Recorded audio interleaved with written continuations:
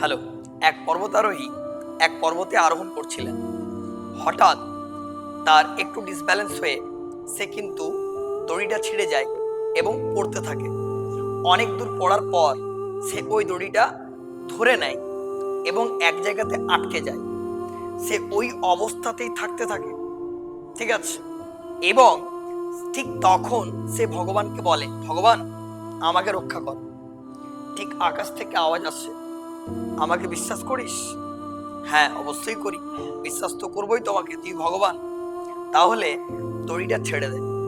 লোকটি কিন্তু দড়িটা ছাড়ে না, তার ফলে ওখানেই থাকে। পরের দিন যারা রেস্কিউ টিম এসে দেখেন যে উনি কিন্তু ওখানেই আটকে আছেন, আর 2 ফুট নামলেই মাটিতে পদার্পণ করে সে বেঁচে যেত, কিন্তু ওখানে বরফে জমে সে কিন্তু মারা গেছে।